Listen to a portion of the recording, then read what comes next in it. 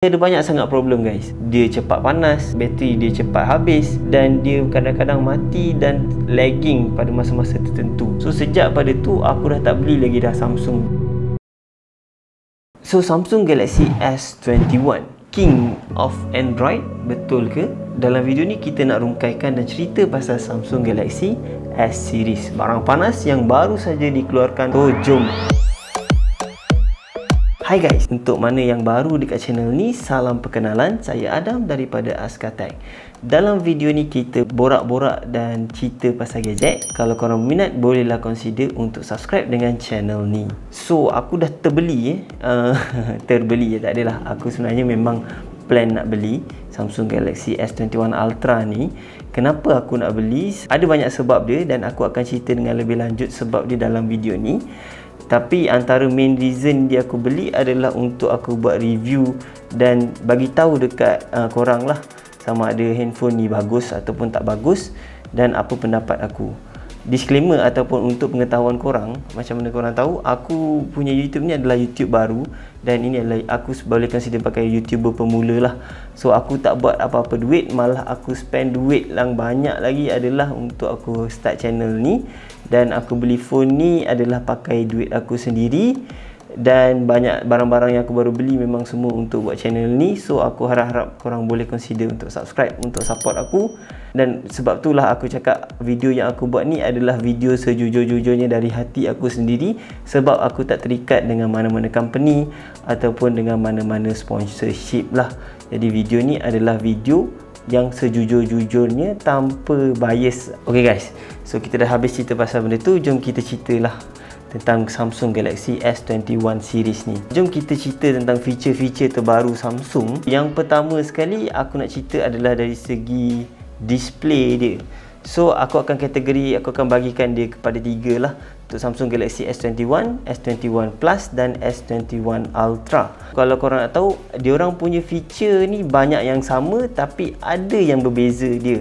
Macam aku dah buat research aku sendiri dan aku dah decide untuk beli Samsung Galaxy S21 Ultra. So display dia, apa yang sama untuk ketiga phone? Kita cerita sama dulu.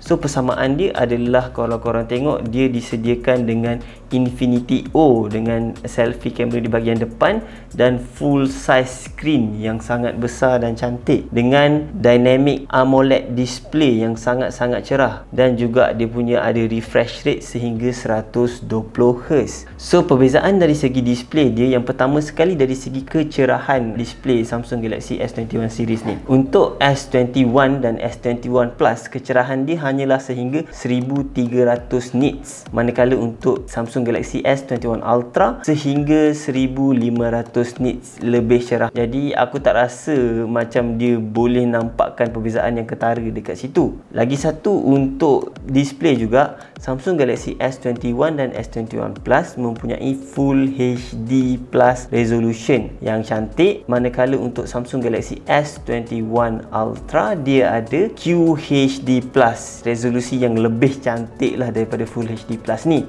Untuk refresh rate ni adalah untuk korang rasa snappy ataupun smooth dekat korang punya display ataupun bila korang guna phone tu rasa macam laju je.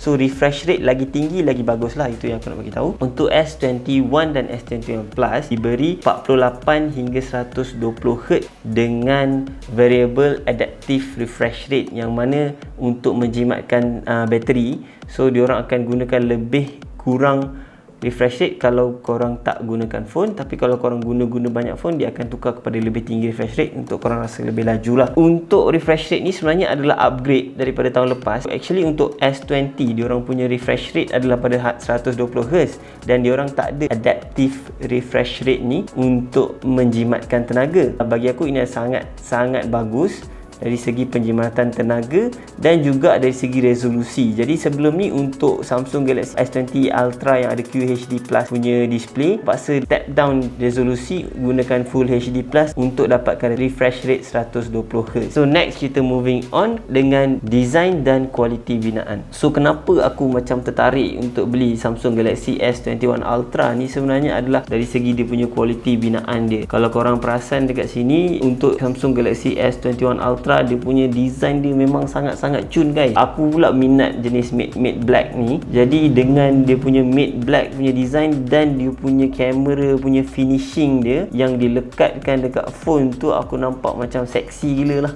Memang cun lah habis phone ni, sebab tu aku macam tertarik sangat nak beli. Itu adalah salah satu sebab dia. Dan jom kita cerita dengan lebih lanjut tentang design dan kualiti binaan dia. So design dan kualiti binaan dia dibuat dengan aluminium frame untuk ketiga-tiga phone. Tapi perbezaan dia dekat sini adalah dari segi dia punya finishing dia. Untuk Samsung Galaxy S21 dia ada plastik, manakala S21 Plus ada glass back, dan S21 Ultra pun glass panel jugalah dengan matte color finishing.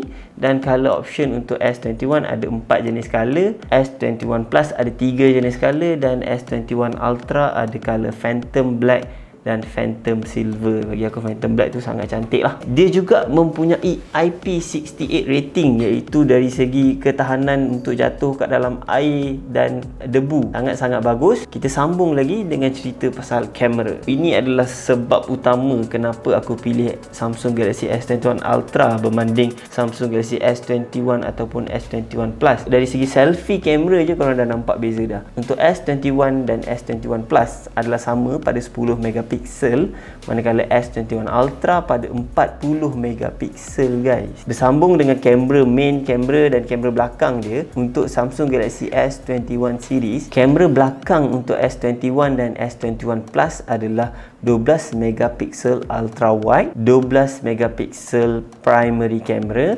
64 megapiksel telephoto kamera yang boleh memberi 3 kali zoom dan mempunyai OIS ataupun Optical Image Stabilization. Jadi dia ada 3 je kamera untuk Galaxy S21, manakala untuk S21 Ultra dia ada 4 kamera geng.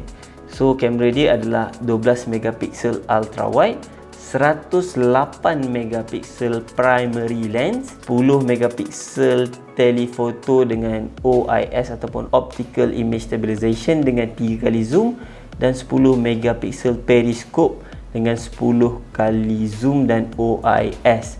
Dan yang menariknya untuk ultra wide dia ada auto focus. Korang boleh gunakan ultra wide ni untuk ambil makro punya gambar. Dan apa yang diwar-warkan dan apa yang dimarketkan oleh Samsung ini adalah sangat cantik dan menarik. Jadi sebab utama aku beli S21 Ultra ni adalah beza dia untuk kamera. Aku nampak dekat sini banyak kelebihan yang dibeli oleh Samsung Galaxy S21 Ultra berbanding dengan S21 ataupun S21 Plus. Dan juga walaupun dia masih mengekalkan 108 megapiksel yang sama pada S20 yang pada tahun lepas, jadi aku tak tahu lagi apa kelebihan dia sebab kita tak dapat lagi phone tu. Tapi apa yang diwar-warkan memang ada penambahbaikan dari segi kamera dia lah. Tak dilupakan juga dari segi video quality masih lagi sama. Dia boleh shoot video sampai 8K video.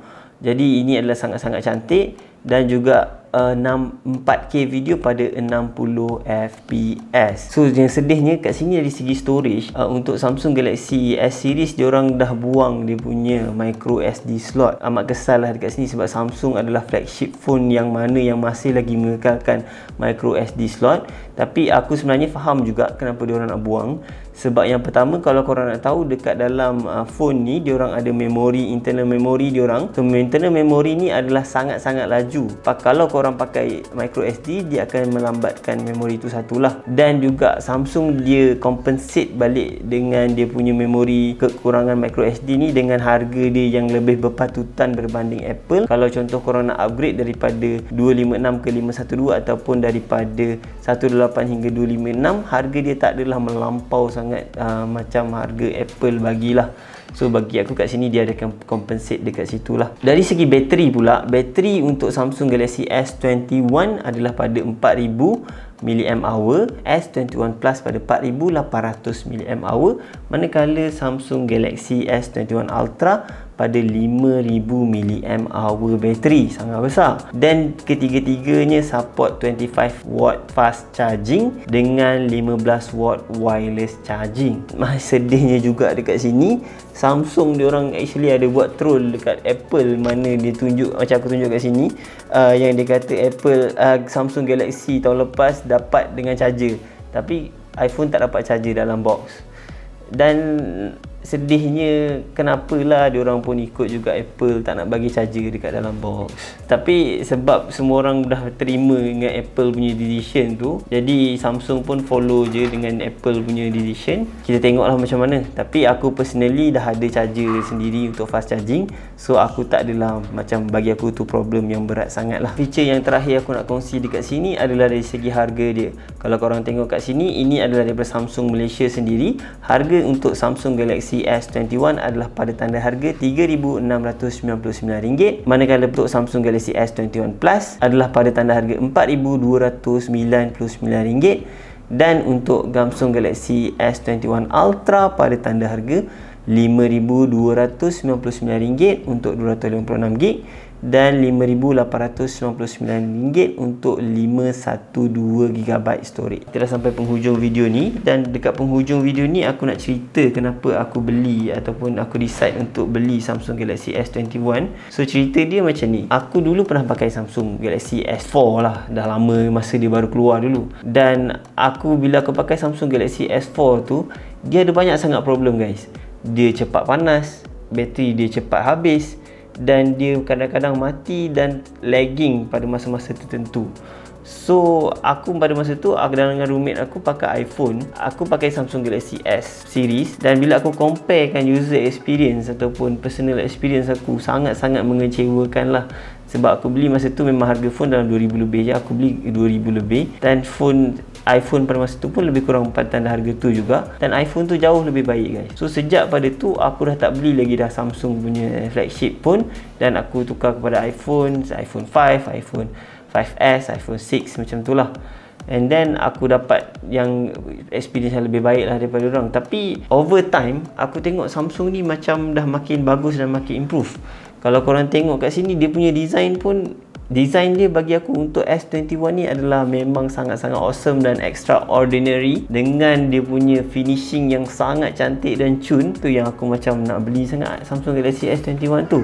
Dan juga aku dah tengok review-review, banyak orang yang memang kata Samsung Galaxy S series ni bagus. So aku nak try lah sama ada tahun 2021 ni Samsung S21 adalah king untuk Android punya phone. Kita tak tahu. Okay guys, so macam korang dah tahu aku cerita tadi, aku tak dapat duit apa-apa untuk buat video ni, dan aku spend duit lagi banyak adalah jadi review aku tu, aku memang jujur dan adalah personal review daripada hati nurani ku sendiri, dan aku spend duit aku sendiri untuk beli apa-apa barang dekat ataupun gadget yang aku buat review lah untuk masa sekarang. So aku minta korang boleh sumbangkan satu like dan subscribe untuk bantu aku untuk buat konten-konten yang lebih menarik untuk masa akan datang. So itu saja daripada aku, Adam, daripada Askatek. Assalamualaikum dan salam sejahtera. Nanti bila kita dah dapat phone tu nanti, kita akan cerita dengan lebih lanjut lah. So korang stay tune dan subscribe dengan channel ni untuk dapatkan aku punya update tentang phone Samsung Galaxy S21 bila kita dah dapat nanti.